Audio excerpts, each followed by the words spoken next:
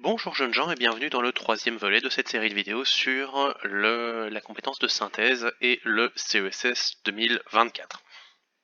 Donc dans la vidéo précédente, nous avons effectué sur base de 3 documents sur le sujet les séries télé et sur la question pourquoi les séries télé rendent accro, pourquoi est-ce qu'elles nous plaisent. Nous avons réalisé un tableau comparatif sur base des différentes informations présentées par les documents. À présent, conformément aux étapes de rédaction d'une synthèse, nous sommes ici, il faut rédiger un plan de texte qui en fait va établir l'ordre dans lequel nous allons traiter les différents blocs informatifs. Nous avons un bloc sur l'aspect émotif, un bloc sur les liens avec les personnages, un bloc sur les sujets abordés et un bloc sur le caractère évolutif de la série. Et puis nous avons ces informations très intéressantes qui... Je sais pas pourquoi j'ai mis celui-là. Ouais. Sur les informations qui vont nous permettre de passer de l'un à l'autre. Et ben, un plan de texte, en fait, c'est très simple. Donc, plan de texte. Grosso modo, dans quel ordre pensons-nous qu'il y a moyen d'aborder ces blocs informatifs pour que tout ça ait l'air continu et fluide? Alors je remarque une chose, c'est qu'on n'a rien qui connecte avec les... Ah si, oui c'est ça, ok. Ok. Alors on pourrait commencer par le bloc rouge. Donc...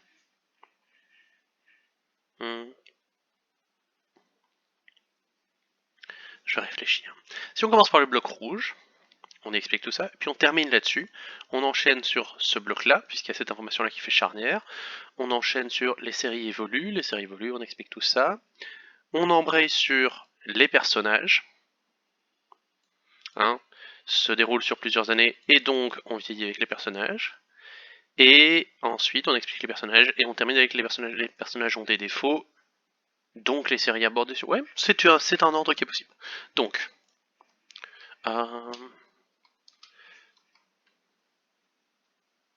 c'est ça. Les apports émotionnels.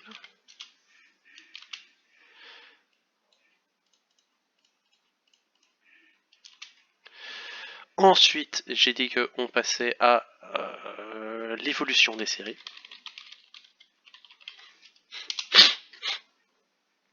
Ensuite, on est sur celui-là, on enchaîne sur le lien avec les personnages. Et ensuite, on est sur le jaune et on enchaîne avec les sujets des séries. Donc, vous voyez l'importance de ces informations charnières qu'on va vraiment surligner parce que c'est... Est-ce qu'on va les surligner? Oui. Parce que c'est celles qu'on a utilisées pour structurer notre pensée. Oui, celui-là aussi, en fait, fondamentalement. C'est le même. Et donc ça, et on termine là-dessus. Ok. Bah alors, c'est parti. Donc le plan de texte, il est très simple. On a donc introduction, le développement,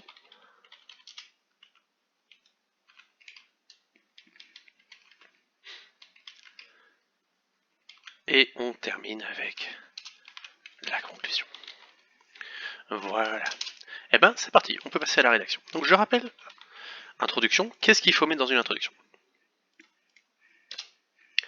3 choses, on a indiqué. Premièrement, la présentation du sujet, l'explication. Alors ici, il y a une seule question. Faites attention au fait que dans votre CESS, je sais qu'il y en aura plusieurs. Et donc la sélection des informations devra se faire sur base de plusieurs questions en tête, mais sans doute des questions plus spécifiques, et la présentation des sources documents. Alors, donc, dans cette synthèse, nous allons aborder le sujet des séries télévisuelles qui sont devenues au cours de un média narratif important. Nous allons tenter de comprendre les raisons de l'engouement que ces séries suscitent chez les téléspectateurs et de répondre à la problématique.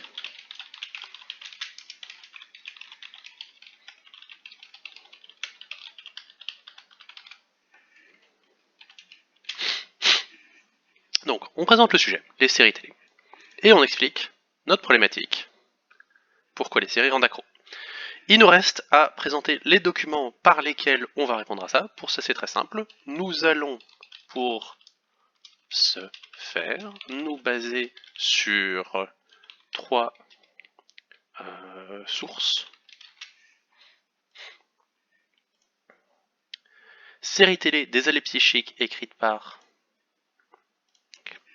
Donc, série télé des alliés psychiques écrit par... On peut tout simplement être par P5 dans le Figaro 2013. Et on peut mettre ça entre parenthèses. Deuxième source, accro série télé, c'est grave Dr House. Je sais pas si mettre S à série télé ou pas. Oh non. C'est grave. Je crois qu'il y a 2 points. Évitez de faire des fautes hein, dans le... Non, c'est grave.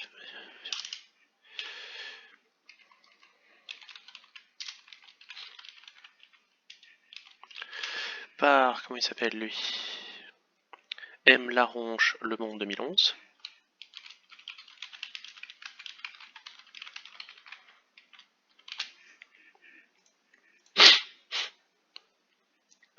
Et Phénoménologie des séries télé.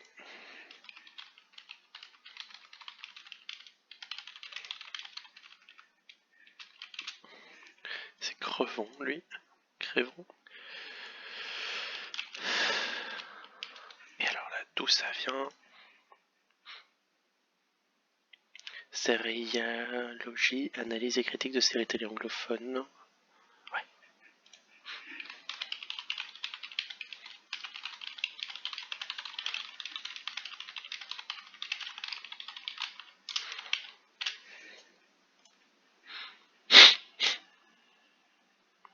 « 2014. Alors ici, je peux même me permettre de mettre ça en italique. Bref. Ok, ça c'est une introduction. Elle fait 118 mots hein, quand même, ça va très très vite. Ok. Rappel, le budget qu'on a c'est 450 mots. C'est parti, du coup on doit commencer par les apports émotionnels. Et donc maintenant on a toutes ces informations, elles nous apprennent beaucoup sur nos vies, évacuer nos émotions, mieux se connaître, apprendre à aimer, nous soignent, nous consolent, nous font du bien, nous aident à nous évader du quotidien, nourrissent notre imagination, on doit terminer par ça, et nous apprennent à résoudre des situations hypothétiques. On doit essayer de trouver une façon de formuler tout ça de façon personnelle et de façon fusionnée, en fait, de façon synthétique. Donc, connecteur logique. Tout d'abord, les séries télé ont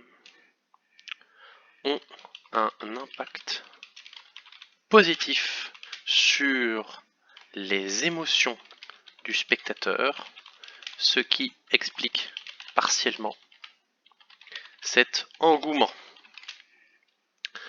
Ok, impact positif. Elles sont riches en... Donc, elles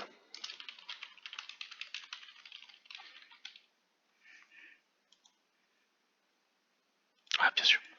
De canaliser, autant pour moi, nos émotions et de nous apprendre à mieux appréhender les épreuves du quotidien. Elles sont riches en enseignements.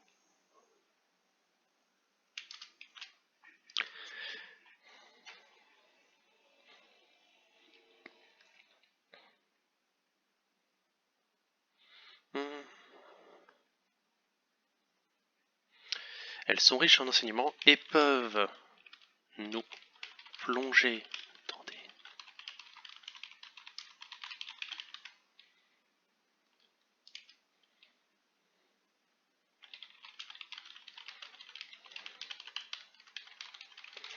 Donc, alors, vous remarquez qu'il y a des formulations, situations hypothétiques, ça vient du document. Mais en fait, il n'y a aucune phrase qui est reprise du document. Sur base des mots-clés que j'ai notés ici, je reformule ça de façon personnelle, et donc le critère de reformulation, il est complètement acquis. En cela, virgule, elle travaille notre imagination. Combien on est là? 180, on est presque déjà à la moitié. Ok, il faut que je sois plus efficace. Donc ça, c'est le premier bloc qui est traité. Elles nous apprennent sur nos vies, c'est fait. Évacuer les émotions, c'est fait. Mieux nous connaître. Sur échantillon, sur...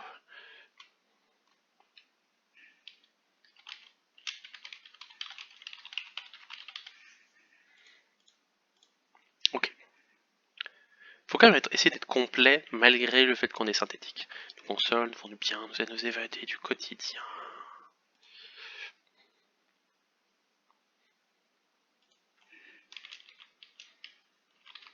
Non. Je pense que c'est pas mal. Il faut faire des choix. Ouais, on perdrait beaucoup de temps si on devait en plus rajouter celle-là. Ok.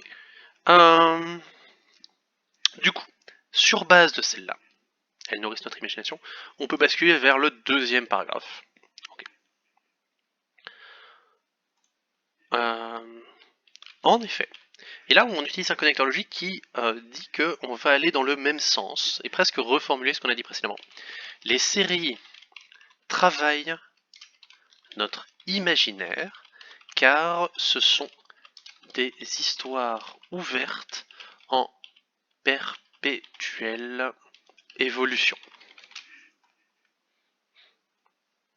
Actif, ça il faut expliquer, donc ça c'est bon.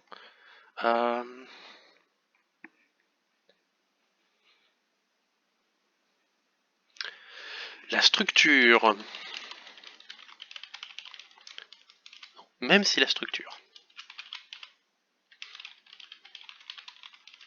est stable, la série se réinvente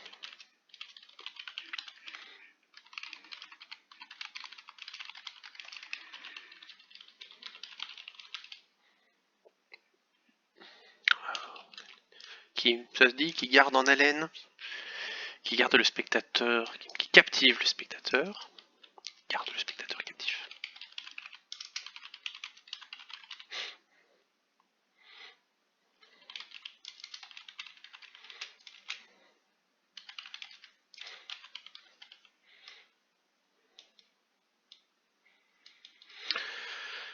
J'ai pas tout à fait dit ça, on imagine, et actif dans la réception.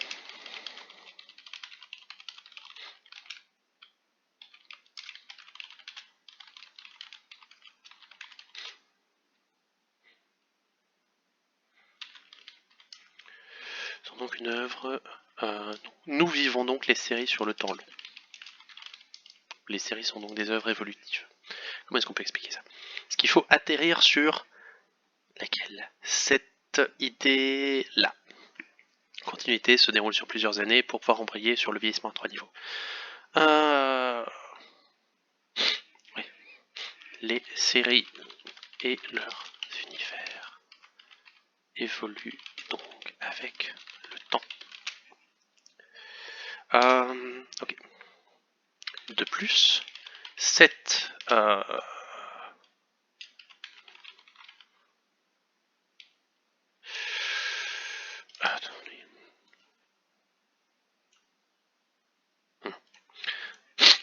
de plus, le fait que les séries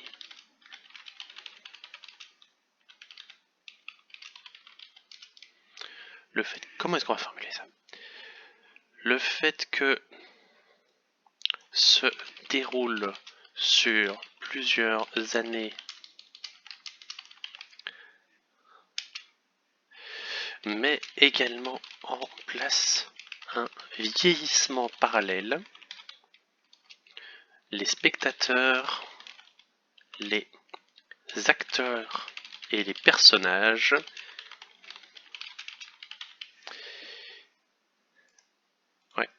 en même temps, ce qui crée un lien de proximité. Donc là, on est basculé sur le groupe jaune.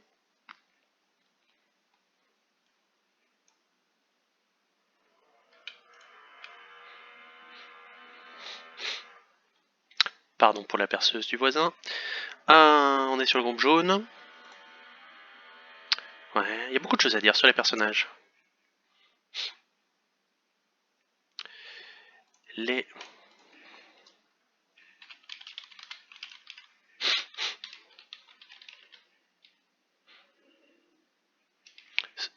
est complexe et porte l'intrigue de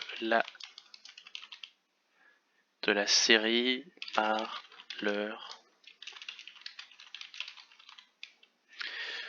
caractère et leur personnalité, on pourrait dire.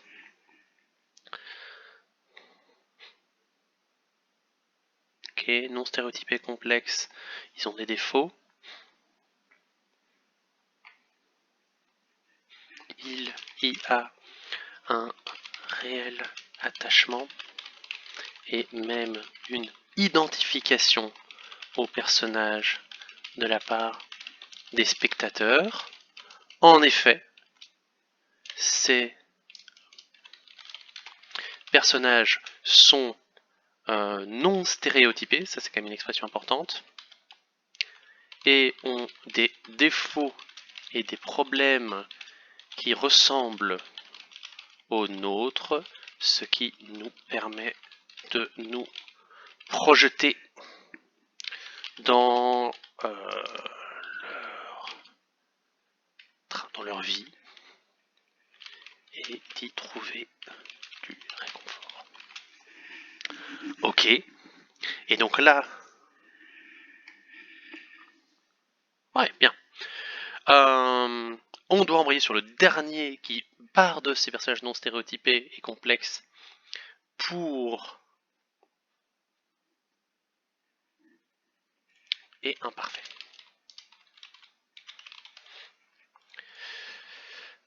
Parler des sujets, hein, donc. J'allais dire en effet, mais on l'a déjà dit. Donc,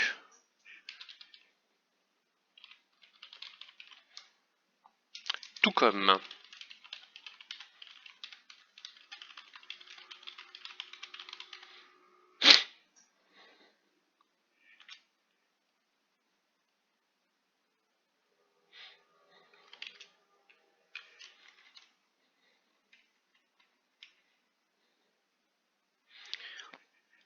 les personnages des séries sont imparfaits,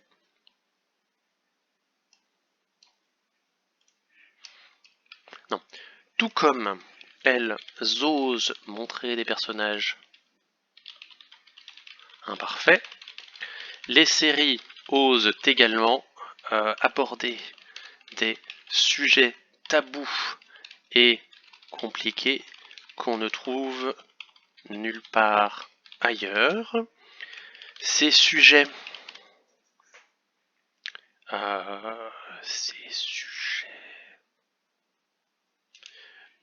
satisfont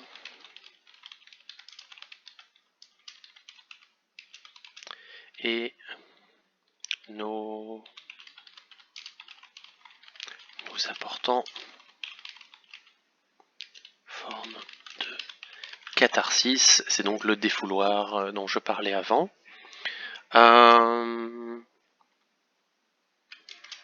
Qui explique là encore la fascination que nous pouvons avoir pour cette série.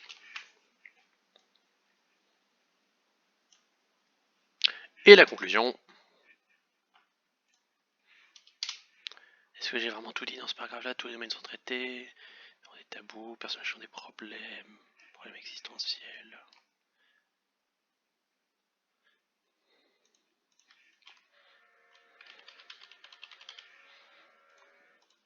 Et donc la conclusion. Alors j'ai dit dans la conclusion qu'on avait rappelé la question, rappelé les éléments de réponse. Mais en fait, rappeler la question, c'est très facile. En conclusion, les séries télé fascinent leurs spectateurs et les rendent accros pour plusieurs raisons. Et là, on va rappeler les grands champs thématiques. Pas les informations elles-mêmes, mais vraiment les grands champs thématiques. D'une part, elles ont des bienfaits,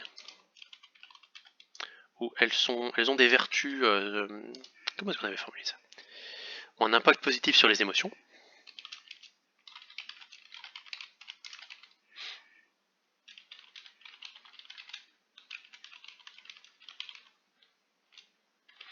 D'autre part, ce sont des histoires en perpétuelle évolution.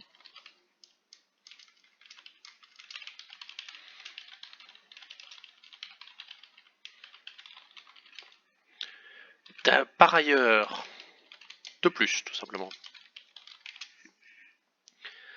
un lien fort se crée avec les personnages. Enfin, elles abordent des sujets tabous fascinants.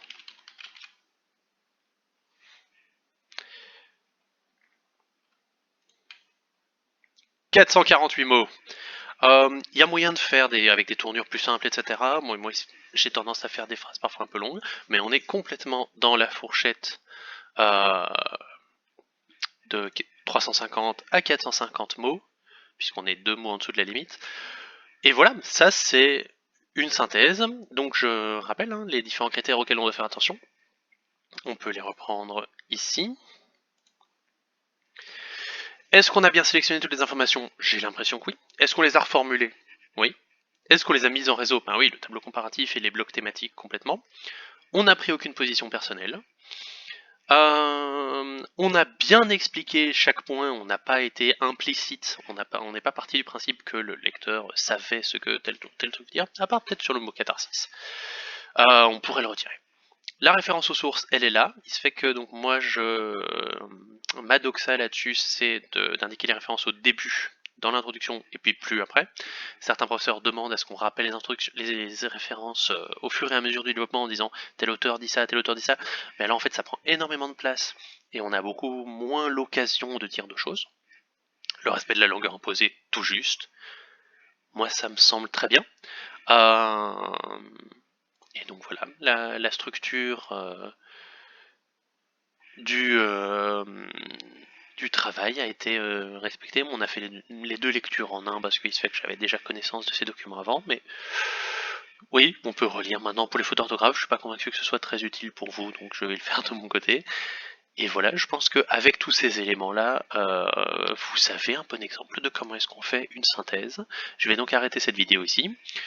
Si jamais vous avez des questions ou des points qui sont pas clairs pour vous, vous pouvez toujours les demander en commentaire, j'y répondrai bien évidemment. Excellente journée, excellente fin d'année et excellent examen à vous. Salut!